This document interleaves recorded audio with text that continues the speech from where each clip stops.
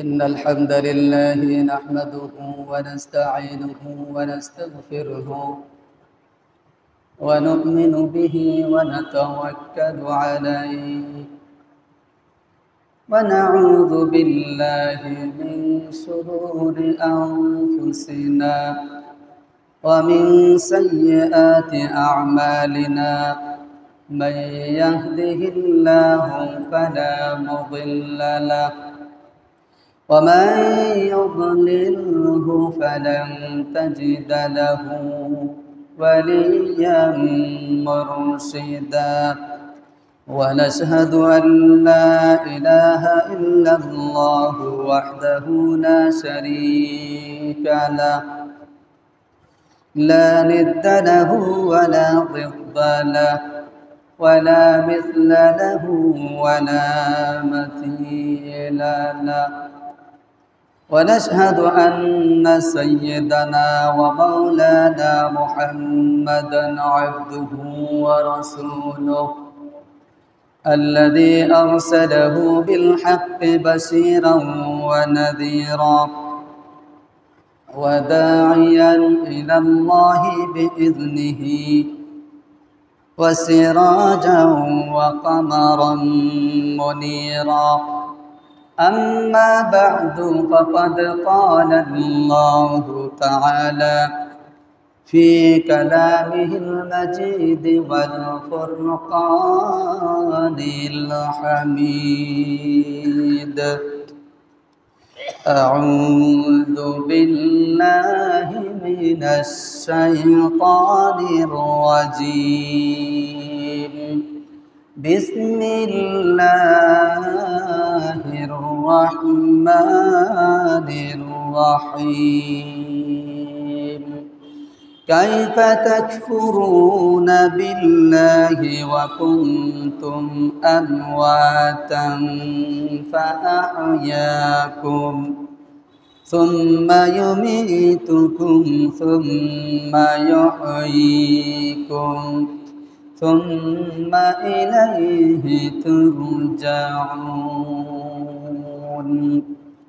هو الذي خلق لكم ما في الأرض جميعا ثم استوى إلى السماء فسواهن 7 سماوات وهو بكل شيء عليم وقال تعالى في آية أخرى هل أتى على الإنسان حين من الدهر لم يكن شيئا مذكورا قال النبي صلى الله عليه وسلم أيما امرأة صلت 5 وصامت صومها وصامت شهرها وأحصنت فرجها وأطاعت بعلها تدخل الجنة بأي أبواب شاءت أو كما قال النبي عليه الصلاة والسلام وقال تعالى في شان حبيبه ومحبوبه محمد آمرا ومخبرا ومبشرا إن الله وملائكته يصلون على النبي يا أيها الذين آمنوا صلوا عليه وسلموا تسليما اللهم صل على محمد وعلى آل محمد كما صليت على إبراهيم وعلى آل إبراهيم إنك حميد مجيد اللهم بارك على محمد وعلى آل محمد كما باركت على إبراهيم وعلى آل إبراهيم إنك حميد مجيد رب اشرح لي صدري ويسر لي أمري واحلل عقدة من لساني يفقه قولي يا رب صل وسلم وبارك عليه সম্মানিত মুসল্লিবৃন্দ, জুমার দিনের এই বরকতময় সময়ে দুনিয়াবি ঝামেলা মুক্ত হয়ে মরিবের ডাকে সাড়া দিয়ে জুমার নামাজ আদায়ের সার্বিক প্রস্তুতি নিয়ে কোরআন সুন্নাহ থেকে কিছু কথা বলার, শোনার, বুঝার, আমল করার মন মানসিকতা নিয়ে মসজিদের এই সুন্দর পরিবেশে আসার, বসার তৌফিক যে মহান মনিব আমাদের দান করেছেন, শুরুতেই তার দরবারে তার এই নিয়ামতের শুকরিয়া, তার হৃদয়ের সবটুকুন আবেগ অনুভূতি উজাড় করে মন প্রাণ খুলে নত শিরে উচ্চ স্বরে কালিমাতুশ শুকর আদায় করছি আলহামদুলিল্লাহ। অসংখ্য অগণিত দুরূদ সালাম মানবতার সবচেয়ে আপনজন, সবচেয়ে প্রিয় বন্ধু, সর্বশ্রেষ্ঠ সমাজ সংস্কারক, সমাজ বিজ্ঞানী, সমাজপতি, রাষ্ট্রপতি, সেনাপতি, সর্বশ্রেষ্ঠ নবী, সর্বশ্রেষ্ঠ রসুল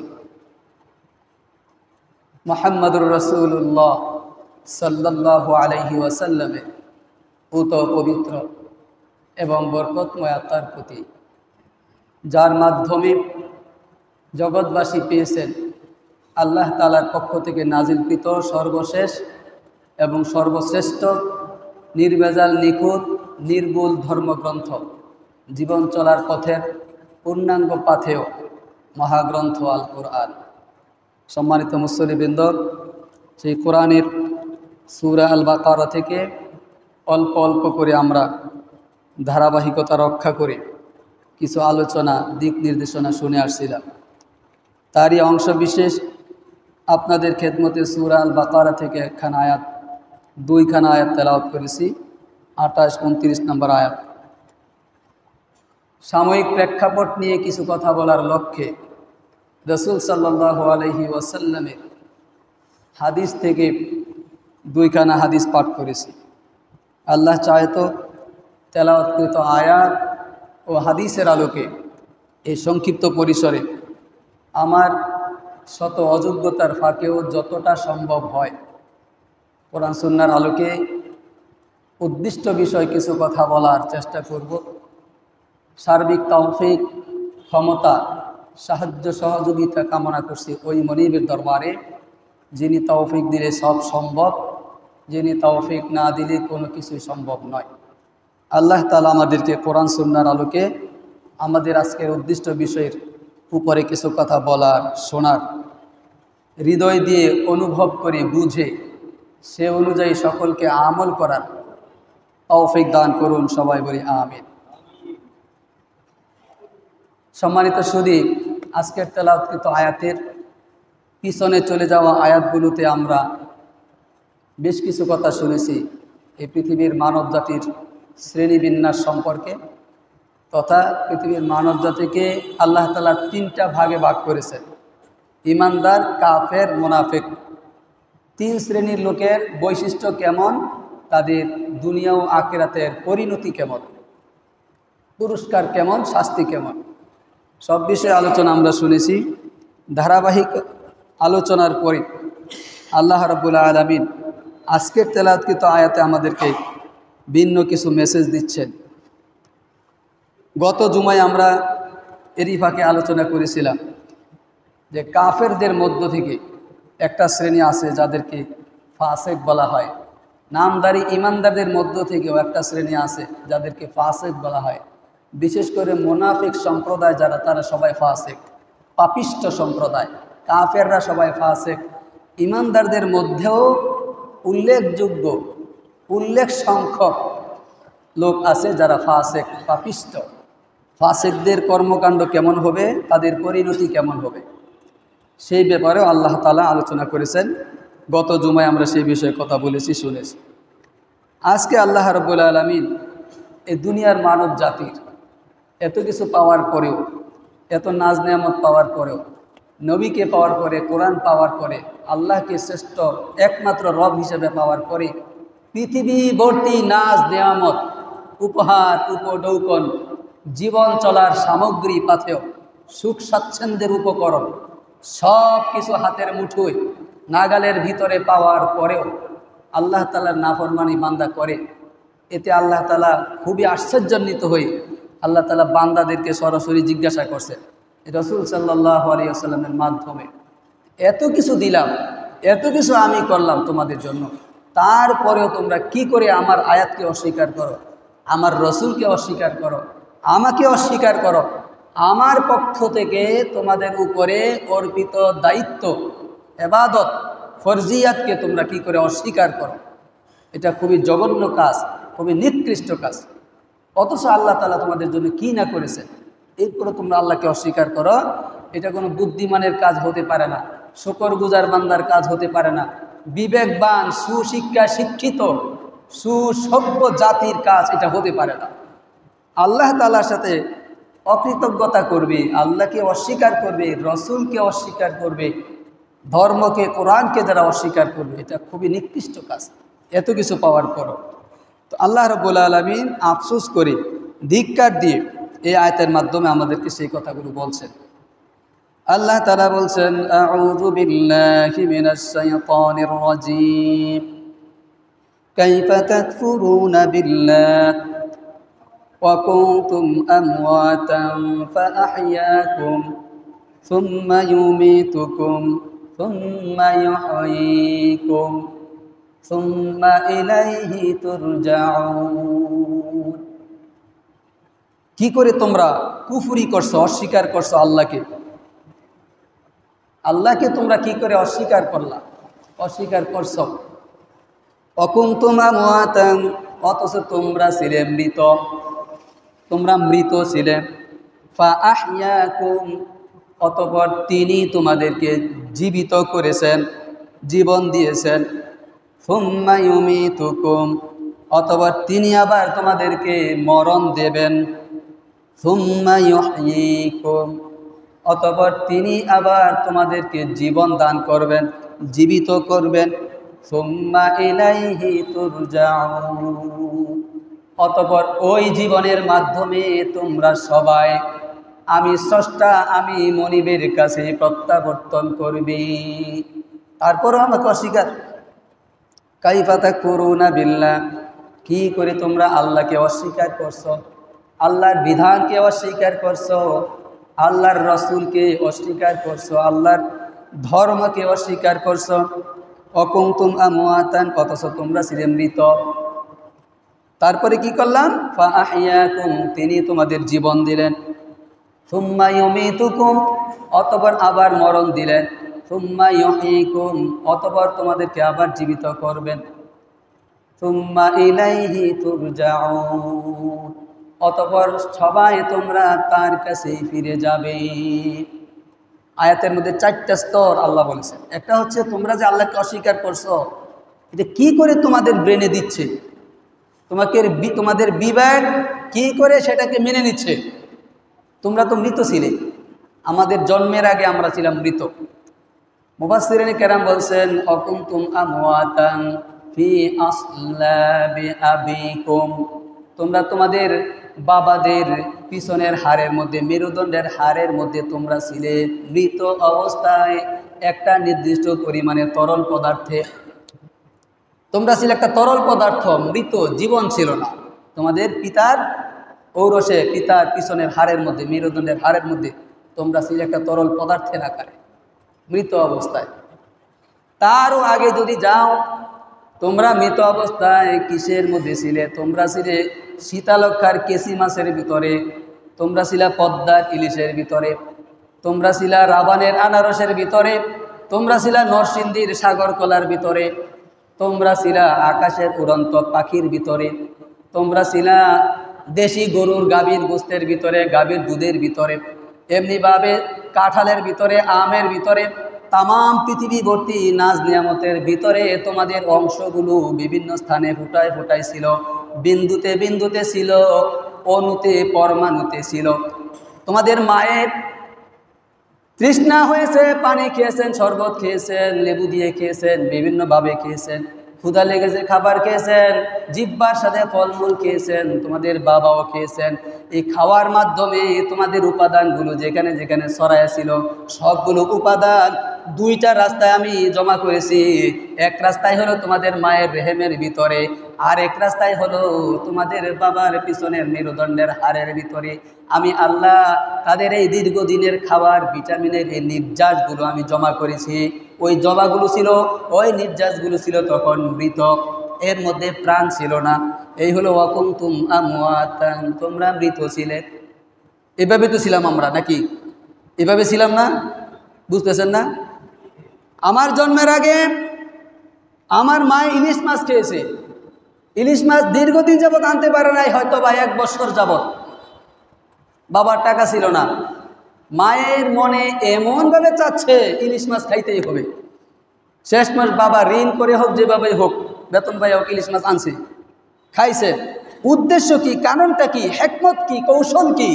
আল্লাহ রাব্বুল আলামিন এই ইলিশের ভিতরে তোমার শরীরের একটা অংশ রেখে দিয়েছে।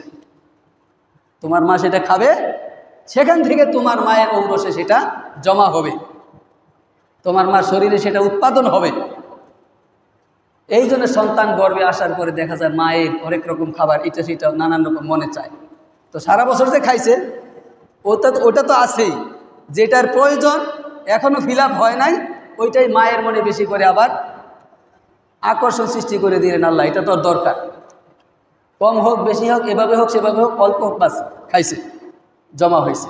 বাবা তার জিহ্বার স্বাদে, তৃষ্ণায়, ক্ষুধায়, বেঁচে থাকার তাগিদে যেভাবে হোক যা খাবার খাইছে, এর মধ্য থেকে সার নির্যাস বাবার পিছনের এই মেরুদণ্ডের হাড়ের ভিতরে আল্লাহ তাআলা জমা করেছে।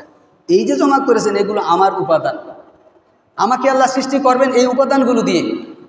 এগুলো ছিল মৃত। ওয়াকুনতুম আমওয়াতান, তোমরা ছিলে মৃত, অথচ আল্লাহ তাআলা কত দিক থেকে সংগ্রহ করেছেন তোমার উপাদানগুলো তোমাকে বানানোর জন্য। 2 জায়গায় জমা করলেন, এক জায়গায় হলো মা, আরেক জায়গায় বাবা। এরপরে কত কাহিনী, কত কিছু, কত কাহিনী, কত কিছুর উপরে আল্লাহ তাআলা তোমার বাবার থেকে তোমার মায়ের রেহেমের মধ্যে ওই জিনিসগুলো ট্রান্সফার করাইলেন।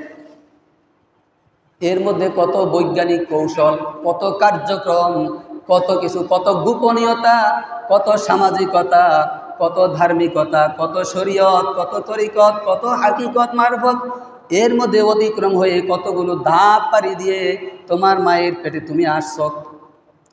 আসার পরে কি হলো, তুমি যখন তোমার মায়ের পেটে আসছো, সরাসরি ওই যে বাবার ঔরসে যেটা ছিল বাবার পিছনের মেরুদণ্ডে, এটা তোমার মায়ের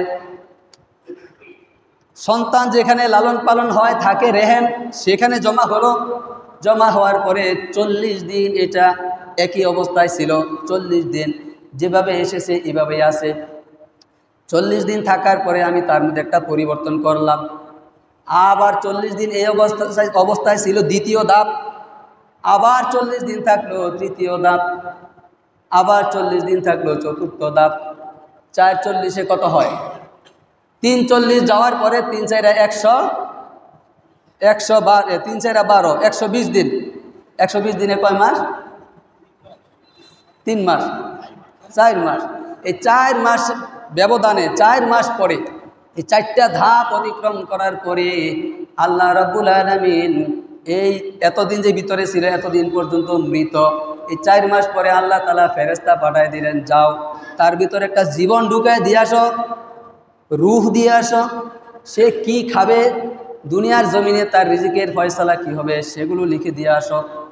তারপরে সে কেমন হবে, তার চালচলন কি হবে, সে ছেলে হবে না মেয়ে হবে, সব কিছু তখন ওই 4 মাসের পরে ফয়সালা।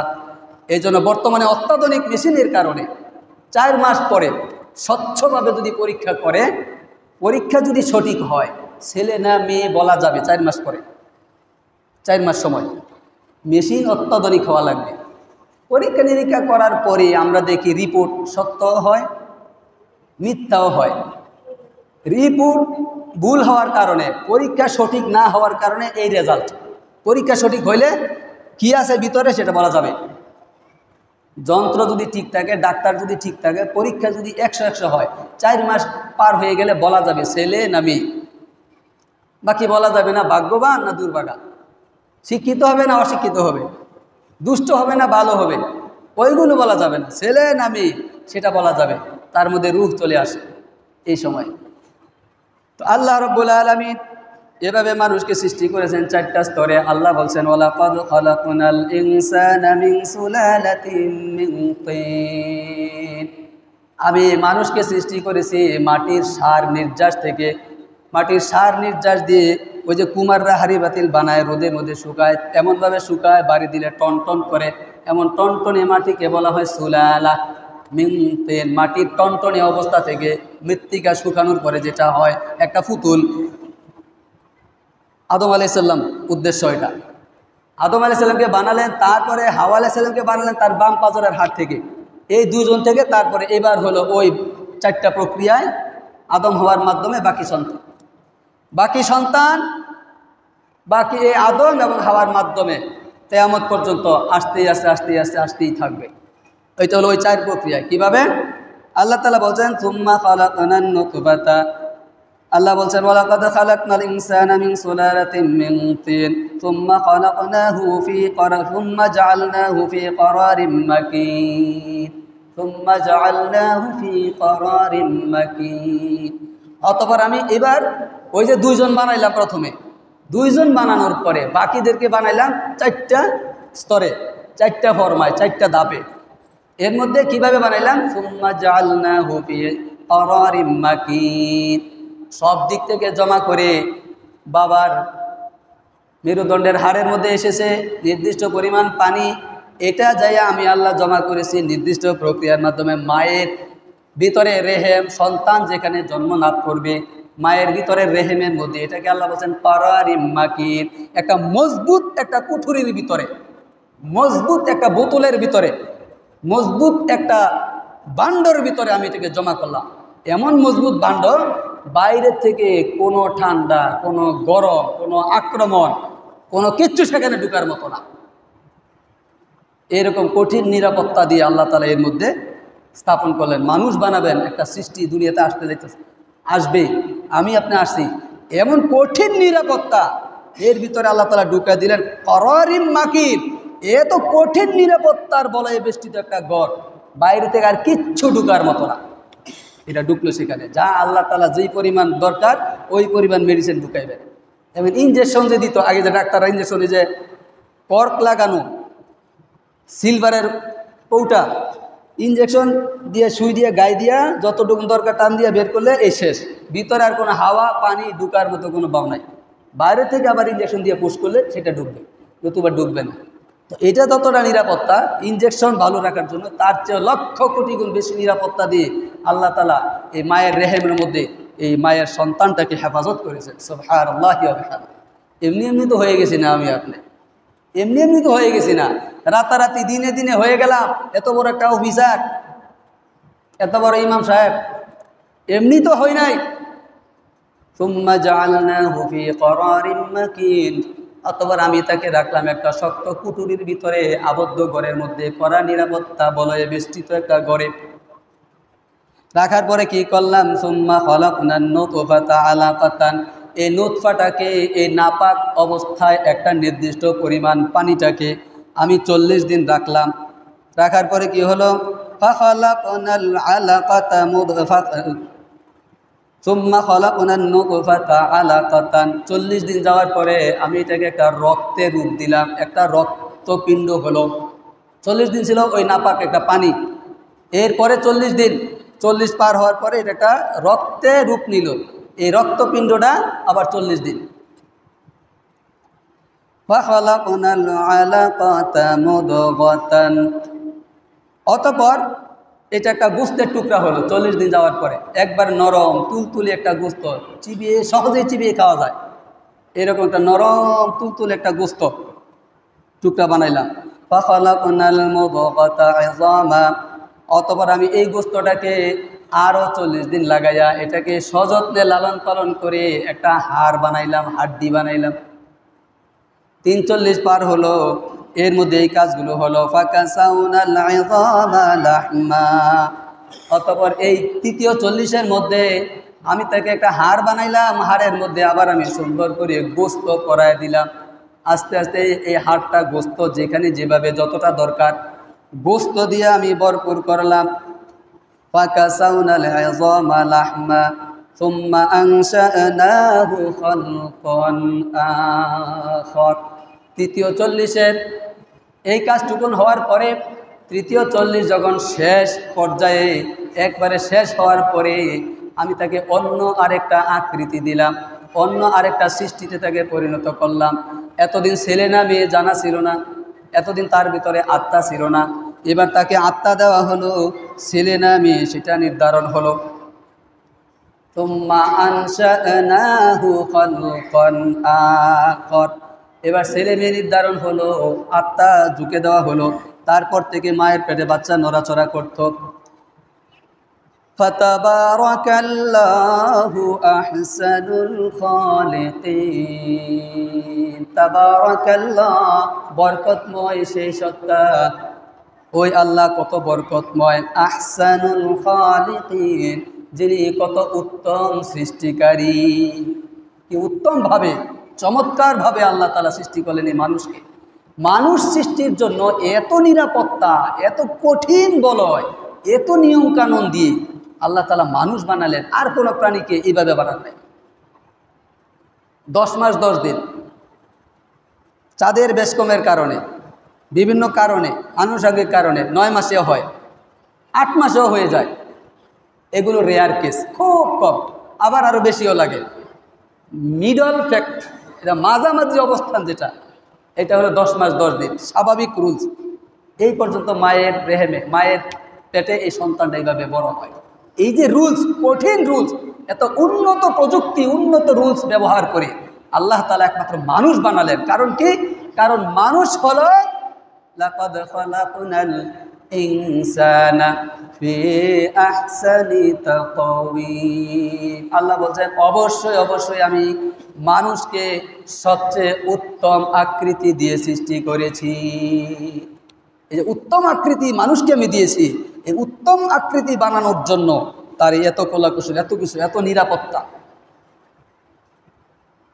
এই মানব জাতি আশরাফুল মাখলুকাত, সৃষ্টির সেরা জাতি। খায়রুকুম, আল্লাহ বলছেন ওয়াকাযালিকা জাআলনাকুম উম্মাতাও ওয়াসাতা, আমি তোমাদেরকে মধ্যমপন্থী জাতি বানাইছি।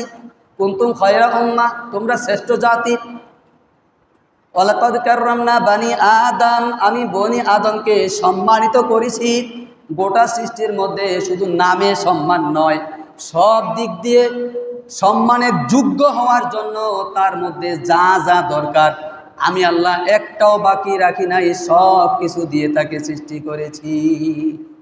ওয়ালাকাদ কাররামনা বানি আদম, আদম সন্তানকে আল্লাহ তাকিদ দিয়ে বলছেন, আদম সন্তানকে আমি অবশ্যই গোটা সৃষ্টির মধ্যে শ্রেষ্ঠত্ব দিয়েছি, সবচেয়ে সম্মানিত করে সৃষ্টি করেছি। এখন সম্মানিত হওয়ার জন্য যা যা দরকার, তার অবয়বটা কেমন লাগবে, চেহারাটা কেমন লাগবে, মাথাটা কেমন লাগবে, কান দুইটা কেমন লাগবে, চোখ, হাত, পা, হাতের আঙ্গুল, আত্মা, হৃৎপিণ্ড, হৃদয়, অনুভব করার মতো মেমোরি, স্মৃতিশক্তি যা আছে, তার চলন বলন, কথা বলা, আচরণ, সুর, অন্য কোনো সৃষ্টির সাথে মিলিয়ে দেখেন কোনোটার সাথে মিলবে কিনা আর অন্য কোনোটার মতো হয় কিনা। সবচেয়ে সেরা মানুষ, ঠিক না? সবচেয়ে সেরা কোন জাতি? মানুষ না?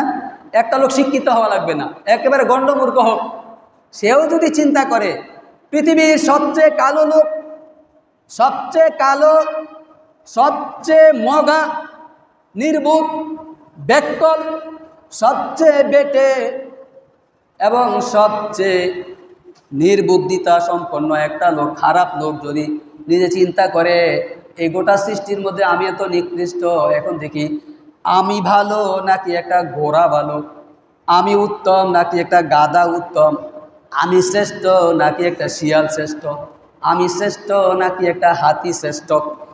সব সৃষ্টি নিয়ে বিবেচনা করে গবেষণা করে সে নিজে সিদ্ধান্ত নিতে বাধ্য হবে। কালো, বেটে, নোংরা, মূর্খ, ব্যাককল, নাদান, পাপী যাই হই না কেন, গোটা সৃষ্টি জগতের মধ্যে আমি সেরা। ঠিক না? নিজে নিজে চিন্তা করলে পাবে, নিজে নিজে চিন্তা করলেই তার ব্রেনে ধরা পড়বে যে একটা কাক বেশি সুন্দর না আমি বেশি সুন্দর, একটা মহিষ বেশি সুন্দর সৃষ্টিগতভাবে না আমি, একটা বাঘ বেশি সুন্দর সৃষ্টিগতভাবে নাকি আমি। আল্লাহ কাকে বেশি সুন্দর করে বানাইছে, কাকে বেশি মেধা দিয়েছে, একটা ব্যাককলেও চিন্তা করে পাবে, মূর্খেও চিন্তা করে পাবে যে না, আল্লাহ যে বলছেন লাকাদ খালাকনাল ইনসানা ফি আহসানি তাকওয়িম, আমি সবচেয়ে উত্তম আকৃতি দিয়ে মানুষ বানাইছি, এটা আপনি নিজে প্রমাণ পাবেন চিন্তা করলে, আপনাকে নিয়ে ভাবলে। খুব সুন্দর হওয়া লাগবে না তো?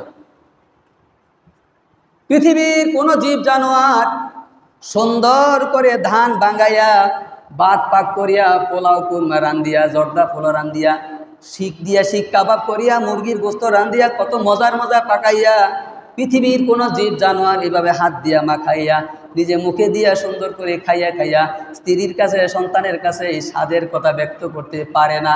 নিজেও কোনো দিন চমৎকার করে খাবারটা পাকাইয়া ছেলে মাদ্রাসায় হোস্টেলে থাকে তার জন্য নিয়ে যেতে পারে না, শ্বশুর বাড়িতে পাঠাইতে পারে না, শ্বশুর শাশুড়িকে দাওয়াত করেও খাওয়াইতে পারে না, কোনোদিন নিজের সন্তানের মুখে এইভাবে মেখে খাওয়াইয়া দিতেও পারে না। ওটা সৃষ্টির মধ্যে আছে, এই নিজাম আছে? নাই তো। যে কোনো বিষয় নিয়ে আপনি চিন্তা করলে ধরা পড়বে আল্লাহর কোরআনের আয়াতই সত্য, আমি সেরা, সৃষ্টির মধ্যে আমি সেরা।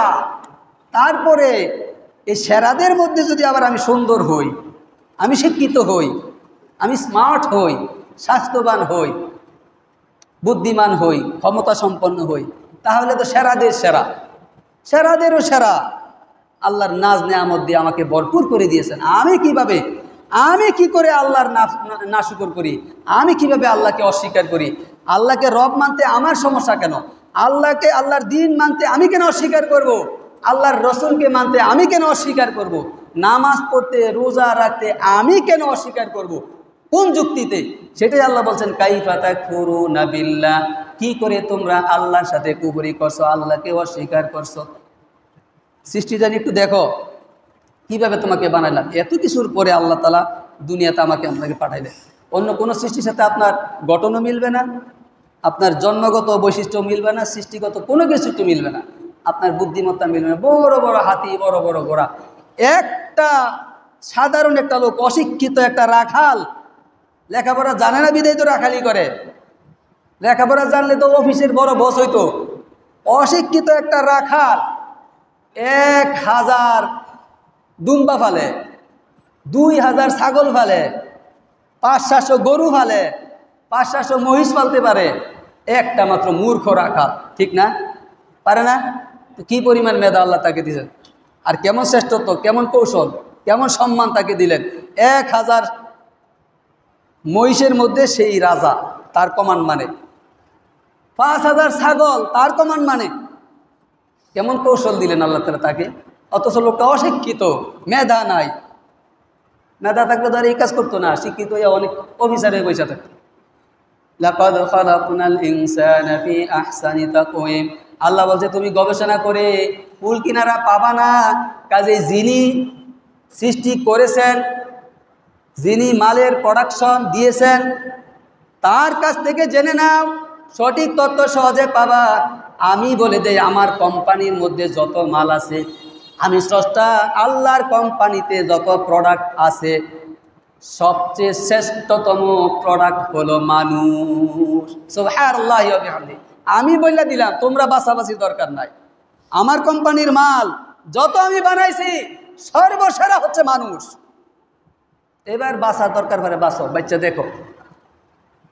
আল্লাহ বলছেন কাইফা তাকফুরুনা বিল্লাহ, এত কিছু পাওয়ার পরে মানুষ, যাদেরকে নিকৃষ্ট করে বানালাম, যেই ঘোড়ার দল তোমার অধীনস্থ, যে বকরির দল তোমার অধীনস্থ, কাণ্ড জ্ঞান নাই, বিবেক বুদ্ধি নাই, যাদের এত মেধা কৌশল নাই, শিক্ষা দীক্ষা নাই, নম্রতা ভদ্রতা বুঝে না, এরকম হাজার হাজার বকরি, হাজার হাজার জিব জানোয়ার, শুয়োর, কুকুর, হাতি, মহিষ, বাঘ বলল, গোটা সৃষ্টির মধ্যে নির্বোধ প্রাণীগুলোর দিকে তাকাও, একটা নির্বোধ প্রাণীও আমি আল্লাহর নাফরমানি করে না,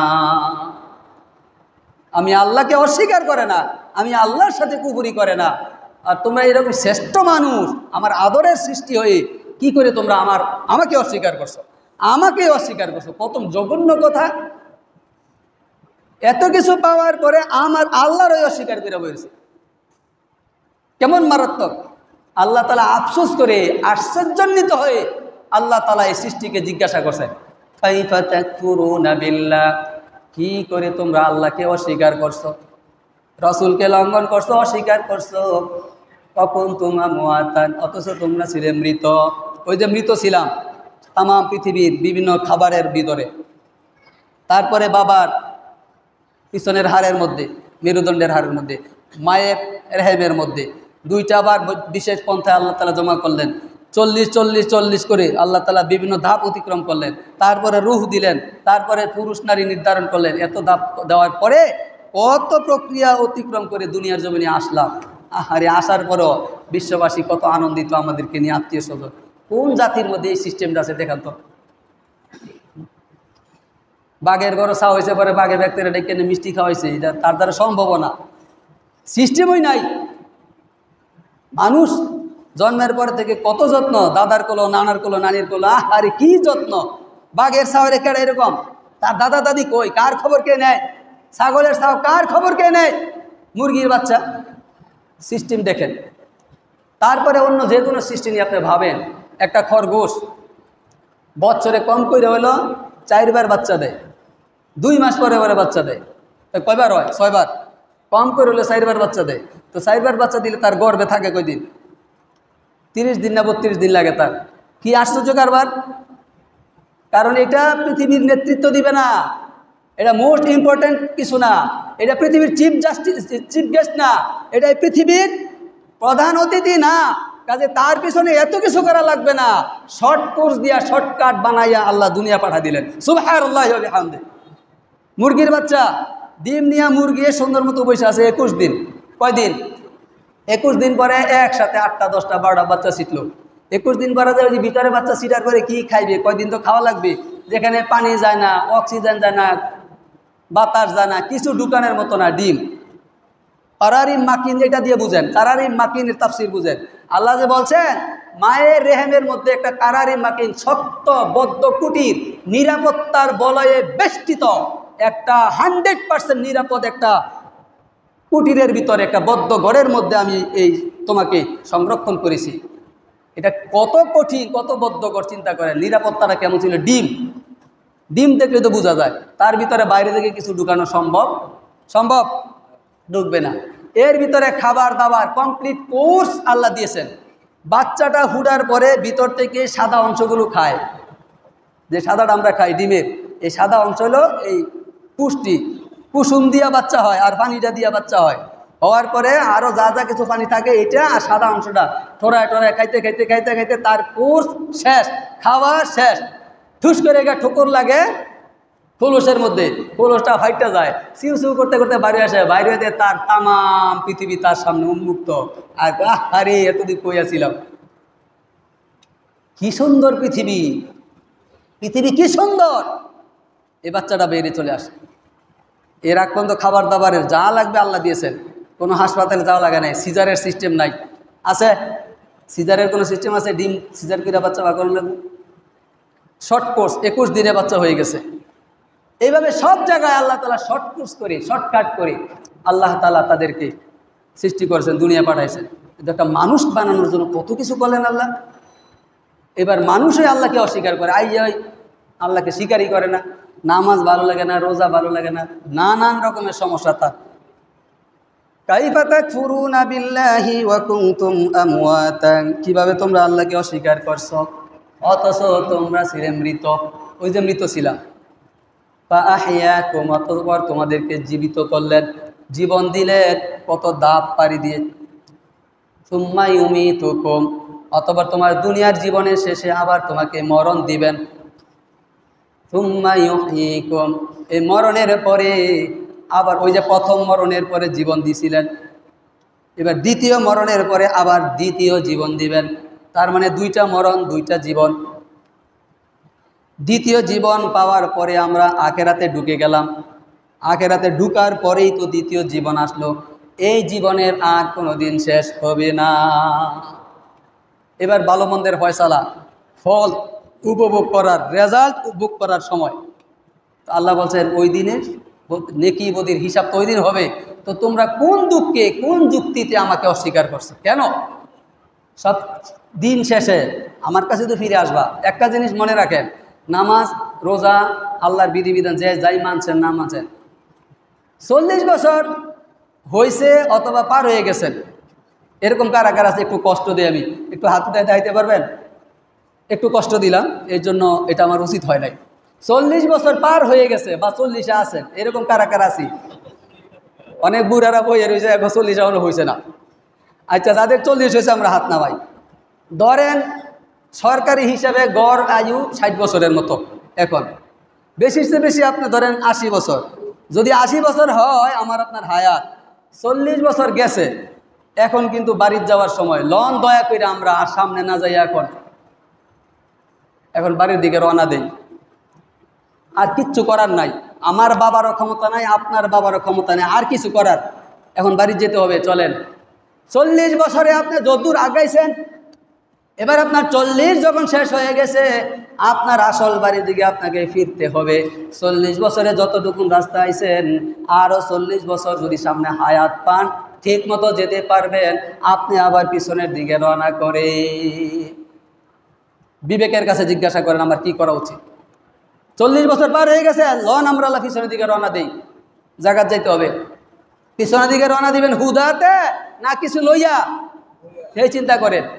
একটা লোক 4 ঘন্টা সময় দিয়ে দিল, এখান থেকে যতদূর যাইবে হাইটটা যাও, যতদূর যাইবে হাইটটা, সন্ধ্যা হওয়ার আগে আবার এখানে ফিরে আসতে হবে। এখন একটা লোক হাঁটতে হাঁটতে হাঁটতে হাঁটতে হাইটে গেছে, দৌড়ে গেছে, গাড়ি লেগে গেছে, যেভাবেই গেছে, যাওয়ার পরে তার টার্গেট হলো আমি যামু 2 ঘন্টায়, আবার আসতে হবে 2 ঘন্টায়, ঠিক না? তো যাওয়ার পরে দেখলো গড়িতে, হ্যাঁ ঠিক 2 ঘন্টা হয়েছে আমি হাঁটছি। এখন তো ওই জায়গায় পৌঁছতে হলে কমপক্ষে 2 ঘন্টা লাগবে। কাজে না, আর সামনে যাওয়া যাবে না, এবার আমার ব্রেক করতে হবে। আমার জীবনের এখানেই শেষ, এখানেই শেষ, এখন ফিরতে হবে। আমার আপনার কিন্তু ফিরতির ফ্লাইট, ফিরতি ভিসা। এখন লন আমরা একটু বাড়ির দিকে যাই। কি নিয়ে যাবেন? সব ধরনের বাটপারি, ছলছাতুরি, মিথ্যা বাহানা, যুক্তি, সবগুলোরে লাথি মারেন আজকেই। আপনার চিন্তা আপনি করেন, আপনাকে বাড়ি রওনা দিতে হবে, ইচ্ছাই হোক অনিচ্ছাই হোক, আপনি কিন্তু ফিরতি ফ্লাইটে আছেন। কাজেই এই ফাঁকে দিয়ে চলেন আমরা কিছু করি। আল্লাহ তাআলা আমাদের তৌফিক দিন, বলি আমিন। সম্মানিত সুদীপ, আল্লাহকে অস্বীকার করার কোনো সুযোগ নাই। অস্বীকার যদি করি, নিজেদের পায়ে নিজে কুরআন মারলাম, নিজেদের সব কিছু নষ্ট করলাম, জাহান্নামী হলাম। আল্লাহ তাআলা আফসোস করে আমাদেরকে বলছেন, কিভাবে তোমরা অস্বীকার করো আমাকে, আমার দিনকে, আমার রসুলকে, অথচ তোমাদের অতীতটা দেখো এই ছিলা, আর ভবিষ্যৎ চিন্তা করো আসবা কোথায়। শেষ পর্যন্ত আমার কাছে আসতে হবে, হিসাব কিতাব তো আমার কাছে। সুম্মা ইলাইহি তুরজাউন, অথবা তার কাছেই তোমরা ফিরে যাবা। এই জন্য তো কেউ মারা গেলে আমরা করি ইন্না লিল্লাহি, নিশ্চয় আমরা আল্লাহর জন্য, ওয়া ইন্না ইলাইহি রাজিউন, এবং আমরা নিশ্চয় তার কাছেই একদিন ফিরে যাব।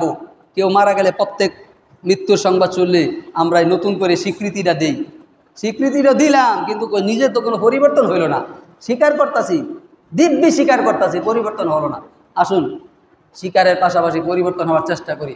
সম্মানিত শুধু বলছিলাম, দুনিয়ার জীবনে আমাদের রঙিন স্বপ্ন বাস্তবায়নের, এই পৃথিবীর জীবনটাকে সুন্দর করে সাজানো শুরু হয় বিবাহ দিয়া, আর শেষ হয় তালাক অথবা দুইজনের একজনের মৃত্যুর মাধ্যমে। আমার এই রঙিন স্বপ্ন, আমার এই সাংসারিক জীবনের পরিসমাপ্তি, দুজন মিলে সুখের সংসারের এই ঘাটতি, নোকসান, পরিসমাপ্তি, এই সুখের বৈবাহিক সম্পর্ক, এর মধ্যে হয় তালাক, না হয় মৃত্যু। কারো একজনের মৃত্যুতে মেনে নিতেই হবে, কিচ্ছু করার নাই। এই আপনি একা হয়ে গেলেন, অথবা তালাক দিলেন, শেষ। এই বিবাহিত সম্পর্ক মাঝের সময়টা যাতে সুখের হয়, শান্তির হয়, এই ব্যাপারে কিছু কথা বলছিলাম, কিছু শর্ত দিয়েছিলাম, শরীয়তের কিছু আলোচনা করছিলাম। আমরা যাতে মানতে পারি, আল্লাহ তৌফিক দিন বলি আমিন। তো এই সংসারটা সুখের হোক, আমরা চাই না সবাই? যদি সুখের না হয় তাহলে কিন্তু দুনিয়াতে আমার জাহান্নাম। আমি বলছিলাম কথাগুলো। সুখের হওয়ার জন্য নারীদের 4টা কাজ মনে রাখবেন।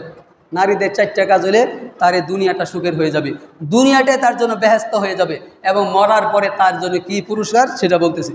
আল্লাহ রাসূল বলছেন, আইয়ুমা ইমরাআতিন, যে মহিলা সাল্লাত খামসাহা, 5 ওয়াক্ত নামাজ পড়লো, ওয়া সামাত শাহরাহা, এবং 1 মাস রমজান মাসে রোজা রাখলো, ও আহসানাত ফারজাহা, তার সতীত্বের হেফাজত করলো, পর্দা করে তার লজ্জাস্থানের হেফাজত করলো, অবৈধ পন্থায় সে তার সতীত্বকে নষ্ট করে নাই। 3 নাম্বার, ও আতাআত বালাহা, এবং তার স্বামীর আনুগত্য করলো নেক কাজে, কোনো গুনার কাজে না। নেক কাজে স্বামীর আনুগত্য, কোনো পাপের কাজে স্বামীর আনুগত্য করা যাবে না, বাবা মার আনুগত্য করা যাবে না। পাতালে বুঝবেন না আবার, কোনো অন্যায়ের কাজে, পাপের কাজে, আল্লাহ এবং তার রাসূল বিরোধী কাজে স্বামীরও আনুগত্য করা যাবে না, বাবা মায়েরও আনুগত্য করা যাবে না। তাহলে 4 নম্বরটা কি বলছিলাম? ওয়া আতাআত বালাহা, এবং তার স্বামীর আনুগত্য করবে।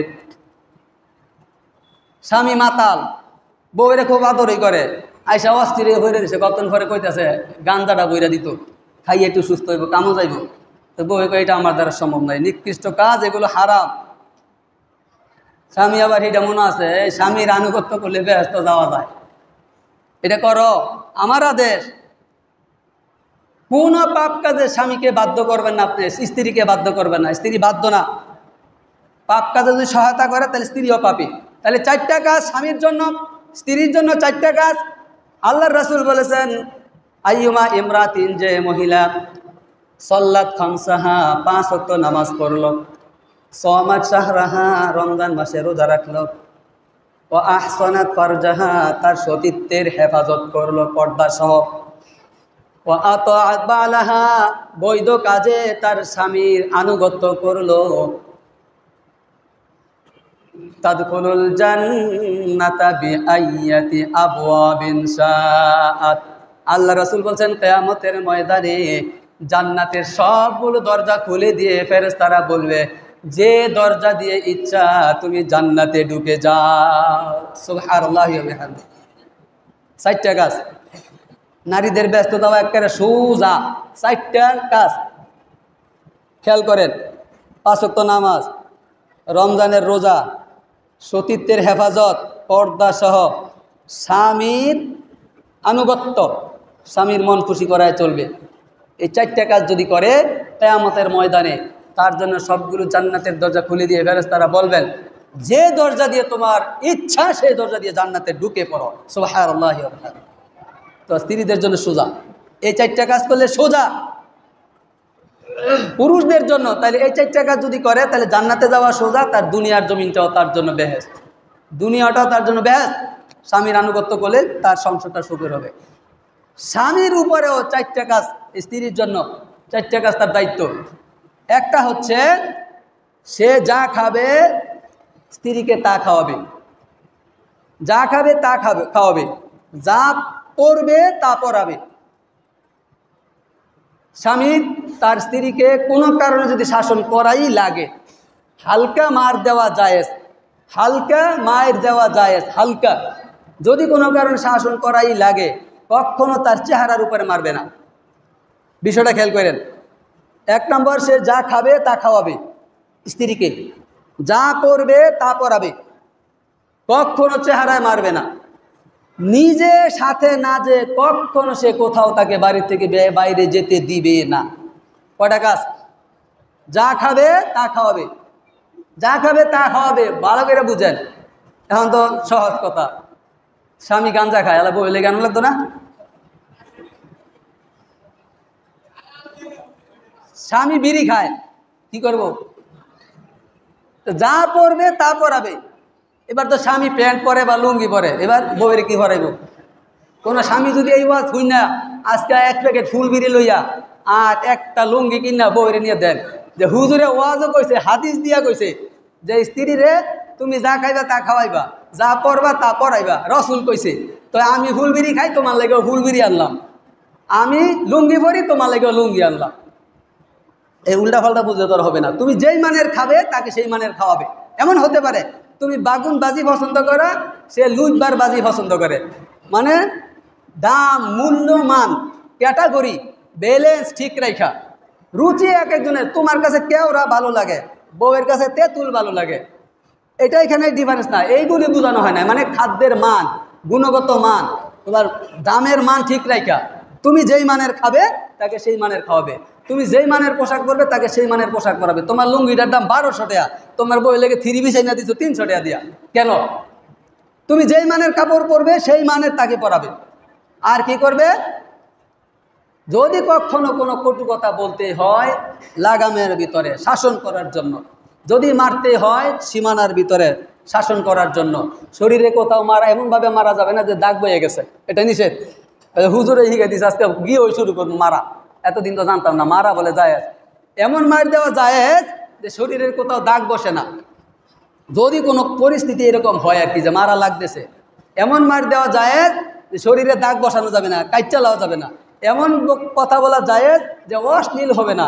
তাকে এমনভাবে আপনি ধমক দিবেন, কথা বলবেন শাসনের জন্য, বাসাটা অশ্লীল না, কবিরা গুণা না, মায়েরে বাবারে উঠাইয়া গালিগালাজ না। তারপরে কি, বিশেষ করে তার মুখে মারা যাবে না। আমাদের যুবকদের মধ্যে এরকম বহু আছে, একবারে সে অনেক কিছু হয়ে গেছে গা বিয়া কইরা, মনে হয় যে তার চেয়ে বড় আর কেউ নেই জগতে, চেয়ারম্যান না মেম্বার, নিজে বুঝতে পারে না। কিছু হইলে বই গালের মধ্যে থাপ্পড় মেরা বই, এটা হারাম। গালের মধ্যে কখনো আঘাত করা যাবে না, এটা নিষেধ।